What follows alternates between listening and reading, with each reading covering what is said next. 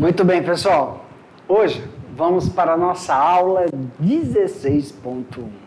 Nessa aula vamos falar sobre controle de pragas. Já sei que vocês já receberam aí todo o material que os professores presenciais entregaram. Agradeço aos professores presenciais.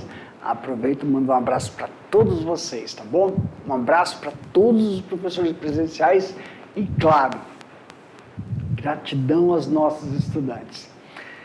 É uma satisfação e um prazer sempre estar aqui com vocês.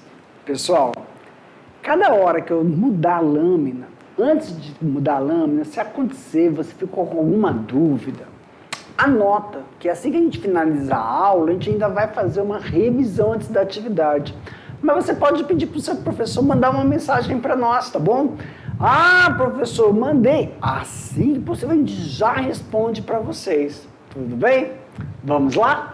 Meu diretor, na tela. Olha aí, aula 16.1.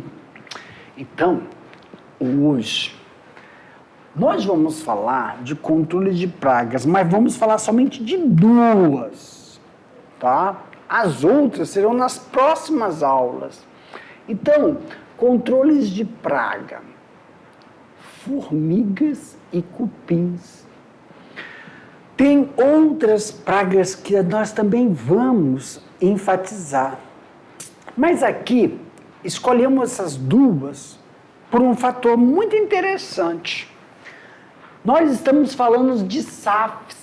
Formiga não é praga. Formiga tem uma função, uma atividade biológica primordial na floresta. E cupins também. Só que nós temos que entender que quando falamos de SAFs, nós estamos inserindo uma atividade agrícola. Então lembra, temos que tomar cuidado porque agentes biológicos inatos de determinados ambientes, lá eles têm a sua função, mas eles podem se tornar uma praga. E outra, tomar muito cuidado quando você está inserindo uma cultivar na floresta, porque aquela cultivar, se ela não vir de um viveiro idôneo, você pode estar levando um agente biológico que não é daquele habitat. E se aquele habitat florestal não tem um predador para ele, ele começa a se transformar num predador e as outras uma presa. Então, esse nosso preâmbulo é porque, professor, como evitar o ataque de formigas? Porque quando a gente está colocando mudas no sistema de SAFs, as mudas elas soltam, né, uma fragrância, um odor que atrai as formigas. E as folhas tenras novas favorecem ao seu cultivo de fungo lá no formigueiro. Então vamos conhecer aqui direitinho as características, propriedades e função. Controle de praga nos SAFs. Controle de formigas. Olha aí ela. Nos SAFs, as formigas são as principais pragas. Mas aí vamos lá, enfatizando. Não que elas sejam uma praga. Muitas das atividades que nós temos que reorganizar é como evitar e prevenir, mas se ela está no seu habitat. Elas atacam constantemente as plantas em qualquer fase do seu desenvolvimento. Por quê, professor? Porque o senhor falou de mudas, claro. O principal é a muda, porque tem folhas tenras, novas, não é isso? Mas quando já tem uma árvore, uma cultivar, ela vai fazer a troca da parte arbórea, da parte vegetativa. E nessa troca de folhagem, ocorre aí, então, né, o processo de atração. Então, não só na fase de muda, mas como ela é bem mais sensível, a adulta também. Uma das espécies, né, e a sua ocorrência. né? Nós temos aí saúva da mata, né? Cabeça de vidro, saúva limão do norte, quem campeira, quem da Amazônia, formiga mulatinha e quem mineira. Então nós temos aqui, ó, vou até precisar as que estão, né? Que pode ser encontrado aqui na nossa região.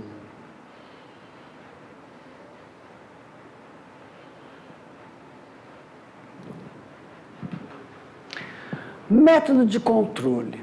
Existe o mecânico. Este método de controle pode ser feito de várias maneiras.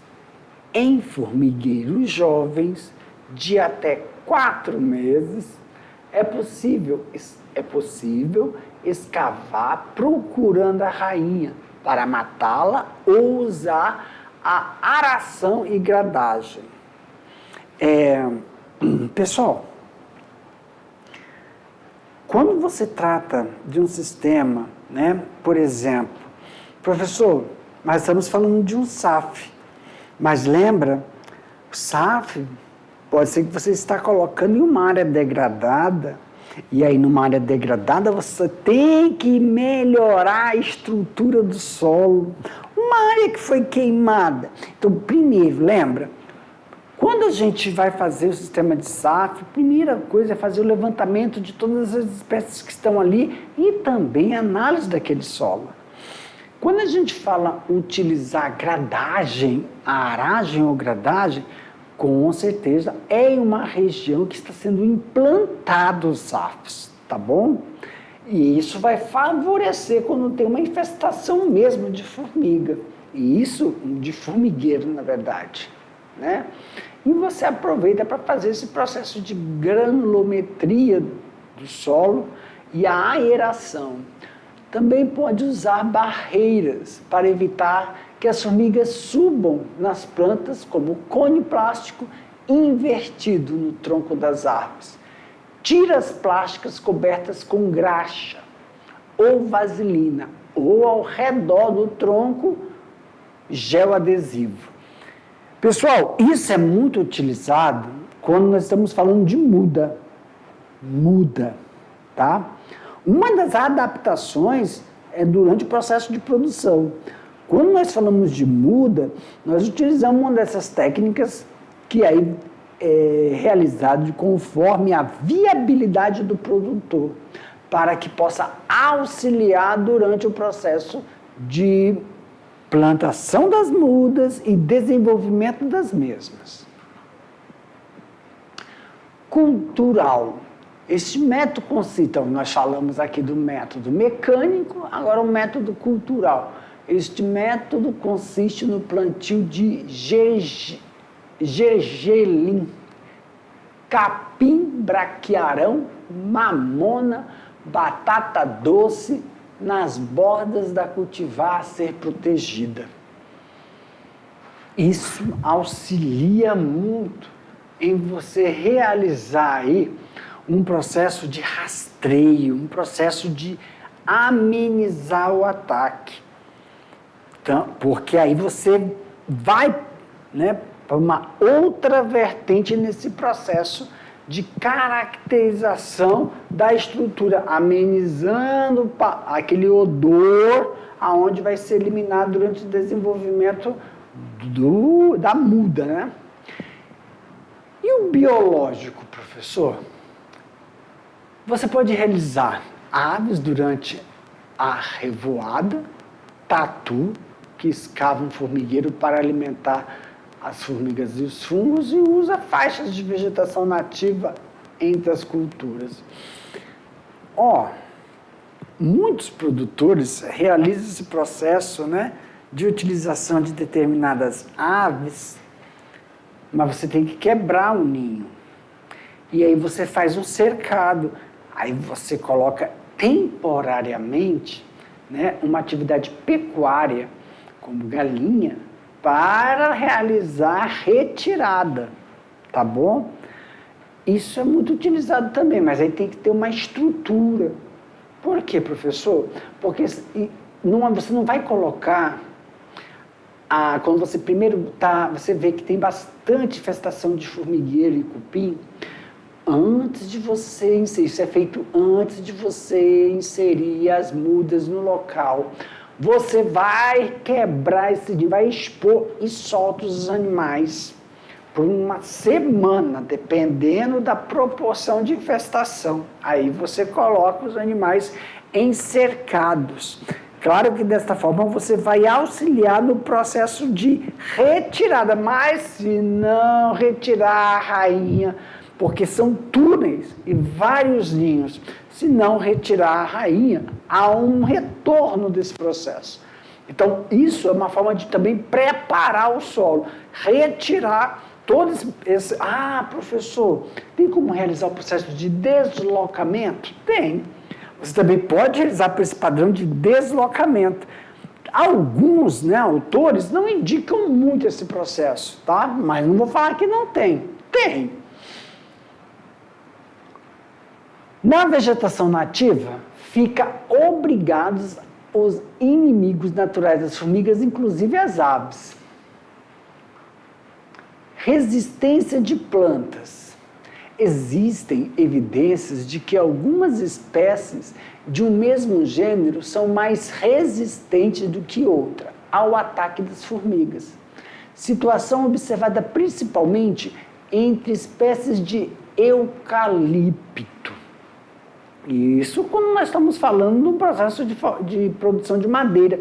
Mas, professor, aqueles corredores podem ser formados, então, pelos eucaliptos, né? Perfeito. Importante verificar isso entre os vegetais nativos. Por quê? Quando você tende a produzir madeira ou você vai plantar eucalipto, tem todo um processo, pessoal, de análise de solo, espaço entre plantas, espaço entre linhas, que tem que ser levado em consideração, porque o eucalipto tem que ser mais aglutinado, mais concentrado, próximo, o espaço entre linhas e entre plantas. Por quê? Para ocorrer o estiolamento, para não realizar o processo de formação de sombra. Lembra? Não pode, ou você coloca ele numa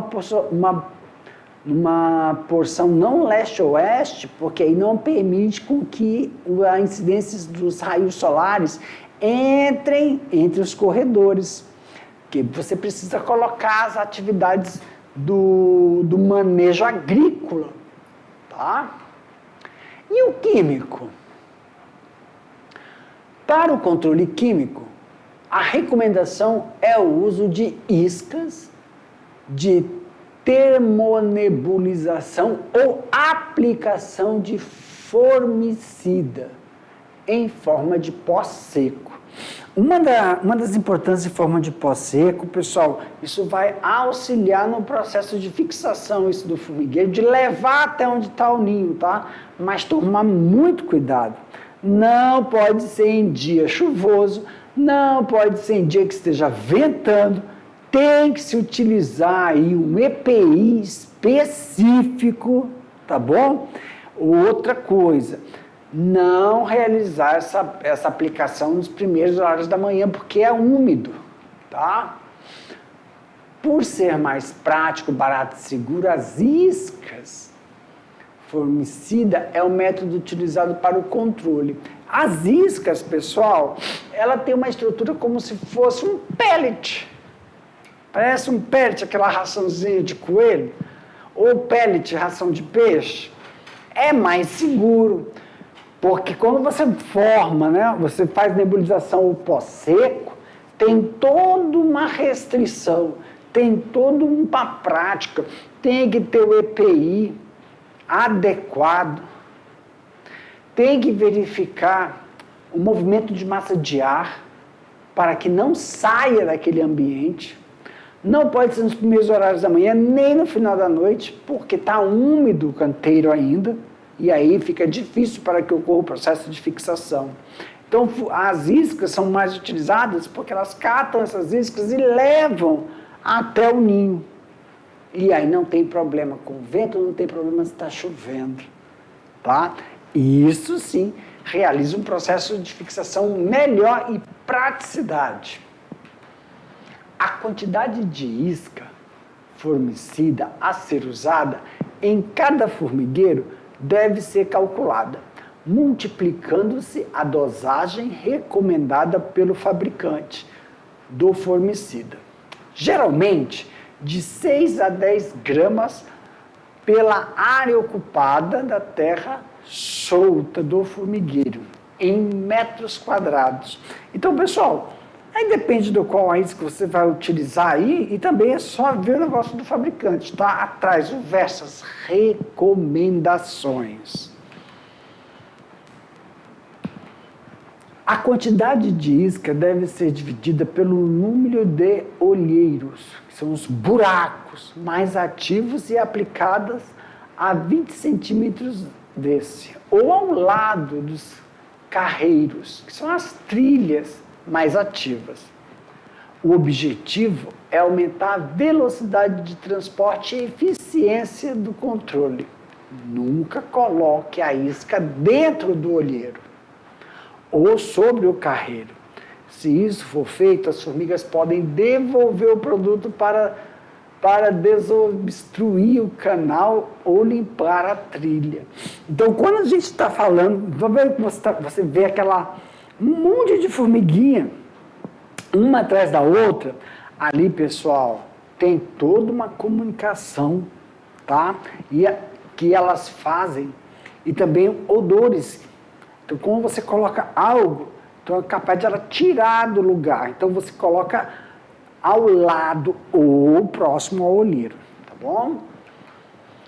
Agora vamos falar sobre cupins.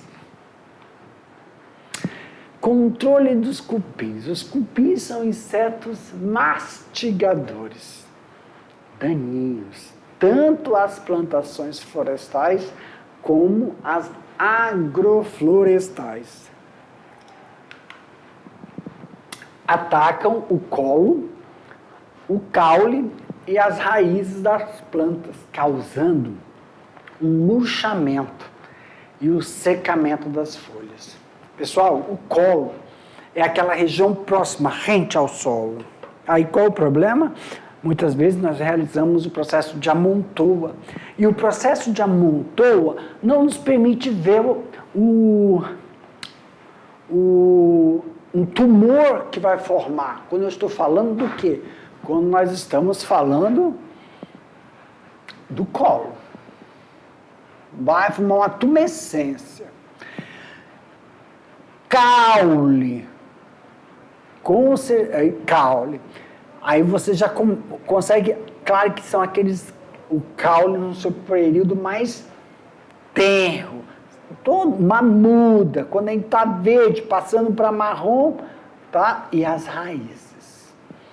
Gente, por que eu estou enfatizando aí? Onde eles querem chegar? Eles vão sequestrar todos os minerais que passaram por um processo de fotossíntese, vão impedir a comunicação desses feixes, fazendo com que a planta morra de inanição. Então, principalmente no sistema radicular, que você não observa, você não consegue, mas nós vamos ver que tem algumas sintomatologias que a parte arbórea, né, foliar, dá sinais. O problema é que muitas vezes, quem não tiver um olho, uma boa visão, pode confundir com alguma determinada deficiência, tá? Olha aqui, no Brasil existem 4 famílias de cupins: Calotermitidae, Rhinotermitidae, Cerritermitidae e Termitidae, constituídas em 3 grupos. Primeiro,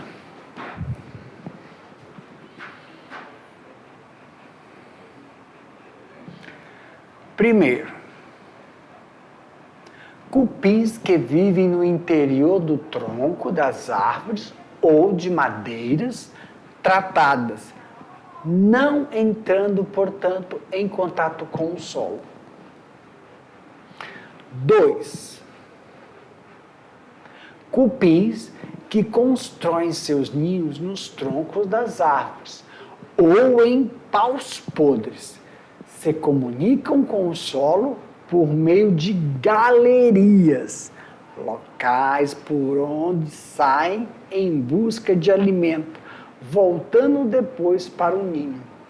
E o terceiro, cupins que vivem em ninhos feitos no chão e se alimentam de humus.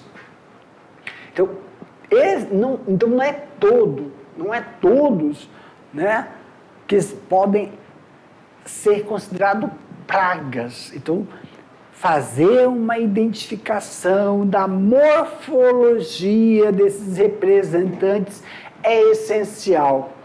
Mas também, professor, temos que tomar um pouco de cuidado. Por quê? Porque quando você faz a reposição nutricional, eles podem sequestrar até o humus que você está utilizando. Lembra? Quando não é ataque do vegetal, é ataque da reposição de nutrientes. Cara, é uma praga mesmo, né? São 3 métodos de controle do cupim: controle cultural, controle biológico e controle químico. Controle cultural consiste no manejo adequado da adubação das plantas, visando a sua resistência ao ataque dos cupins. Olha, quando a gente fala sobre manejo adequado da adubação das plantas, é quando a gente está falando de cultivar. As cultivares, né, elas têm um trabalho, elas têm um melhoramento de serem mais tolerantes, resistentes, não é? A determinados agentes. Agora, para que ela responda essa capacidade de, quando ser atacada, manter ainda o processo de produtividade, é a nutrição. Então, um solo de qualidade, um solo aerado, um solo com a umidade adequada e, claro, todos os minerais necessários para as fases de desenvolvimento. Dessa forma, ela vai conseguir corresponder com essas características de ser tolerante, de ser resistente, de ser suportar até um certo grau de ataque, principalmente dos cupins, né?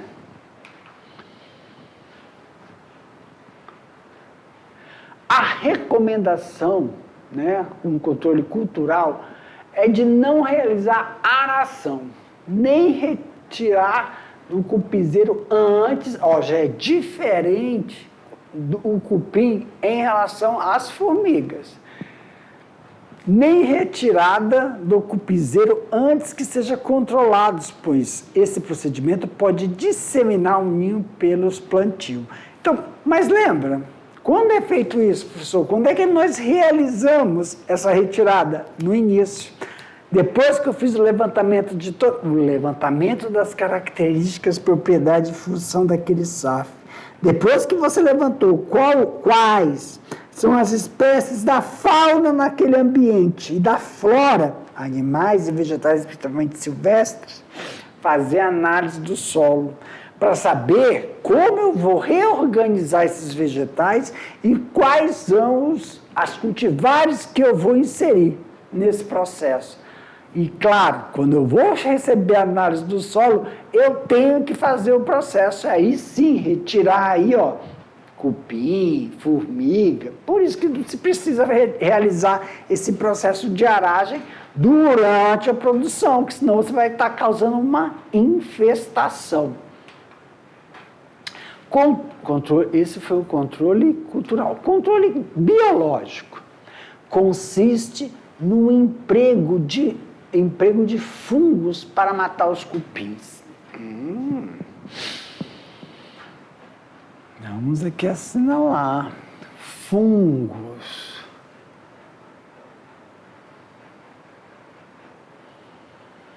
a serem aplicados dentro do ninho com uma polvilhadeira ou por meio da sua impregnação em armadilhas de material feito a partir de palha ou celulose.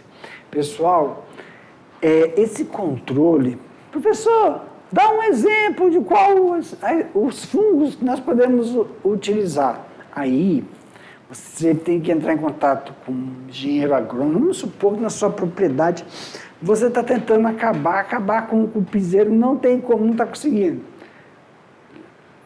Recomendamos, né, que vocês chamem um técnico agropecuário para fazer uma avaliação. Lembra, tem 3 espécies. E qual o melhor método, dependendo qual o melhor método de controle para a sua situação. Tá bom? E aí o controle químico.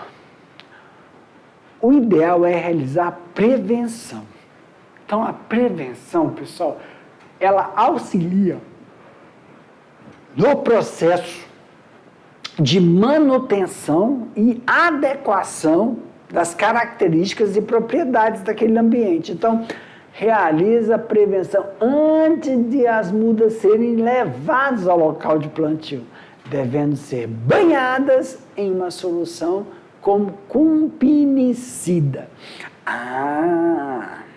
Por exemplo, se você não sabe a origem da muda que você tem, ou você mesmo produziu a muda em uma estrutura, você não pegou de um viveiro idôneo, né? É recomendado fazer um tratamento nessa muda, se não há histórico, né, de cupim ou não tem problema de cupim na sua propriedade. Então você faz um tratamento nas mudas para prevenção, né, de futuro ataque, ou aparece aí, isso que tem que tomar cuidado, tá? O método químico é o método mais utilizado, variando conforme o tipo de cupinzeiro, olha aí, viu? Tem que tomar cuidado, porque tem que ter esse tipo aqui. Nós vamos lá dar uma olhada rapidinho. Montículo ou subcutâneo, os cupins atacam o colo das plantas, iniciando a sua atividade logo após o plantio.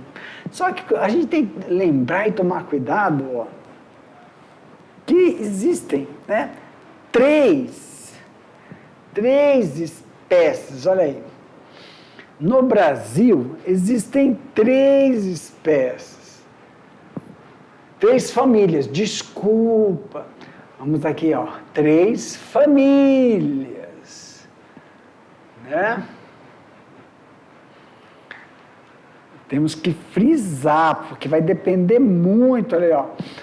Cupins que vivem no interior do tronco das árvores ou em madeiras tratadas, não entrando, portanto, em contato com o solo. Então, eles não têm a sua atividade no solo, mas em restos de material, que um tronco que você está usando para fazer o mourão, um tronco que você está usando para fazer alguma construção, é neles que eles estão.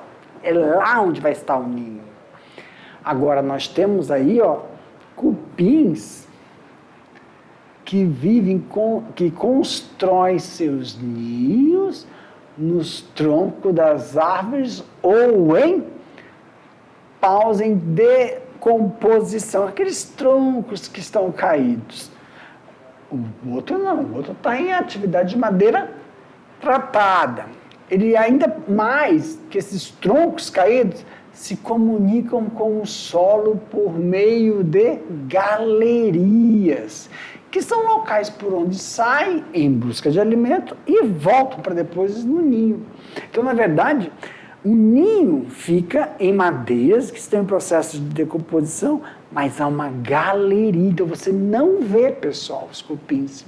Raramente você observa isso quando eles estão nas suas atividades, tá?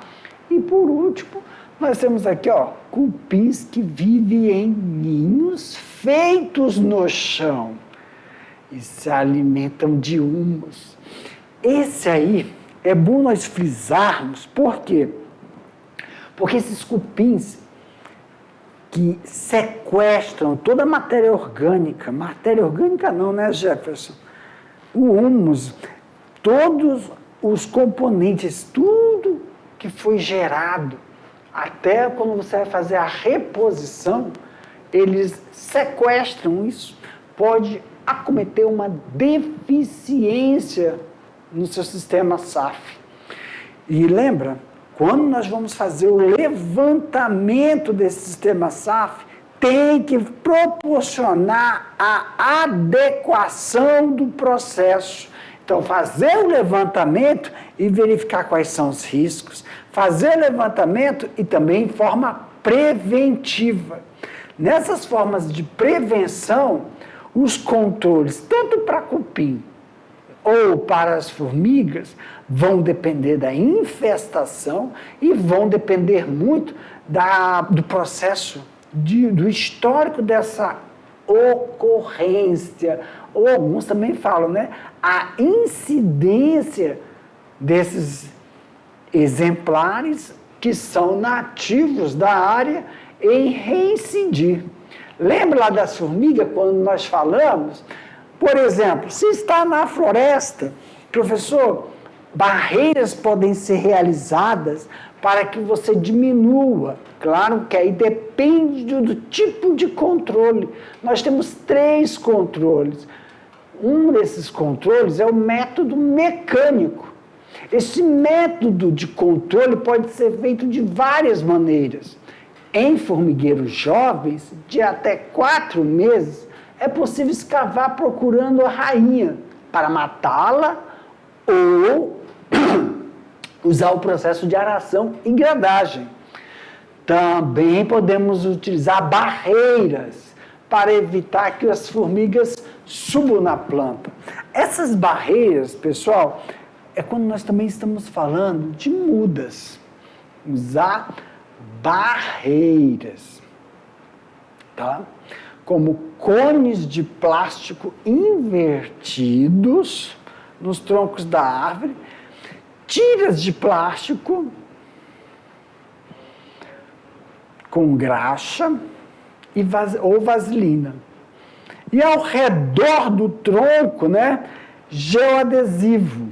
Mas também você pode utilizar o geoadesivo, preparar esse gel. Então, como um método mecânico, ele vai ser eficiente, professor, em que circunstância?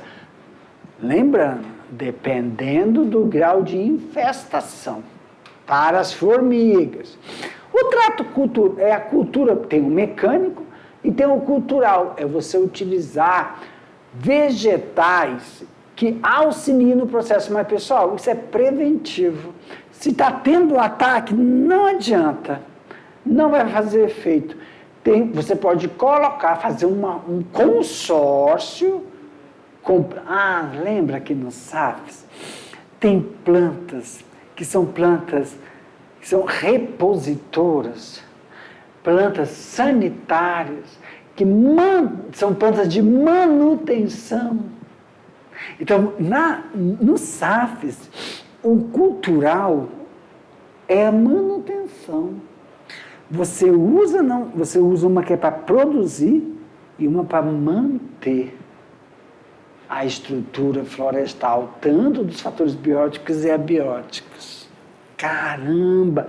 Então, esse método consiste no plantio de gergelim, capim, braquiarão, mamona, batata doce, nas bordas das culturas para protegê-las.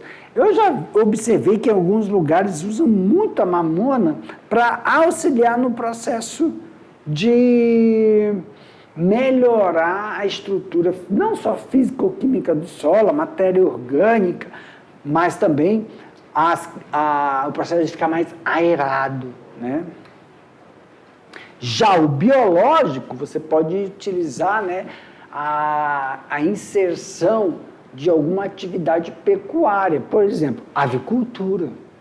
Só que nesse momento, pessoal, claro, antes de colocar qualquer tipo de cultivar, e tem um período, isso é eficiente, não tem como você fazer isso juntamente com o processo de plantio, tá?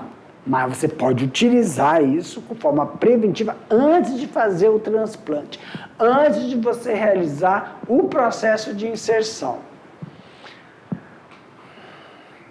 Agora, tem como utilizar plantas resistentes, professor? Tem, né?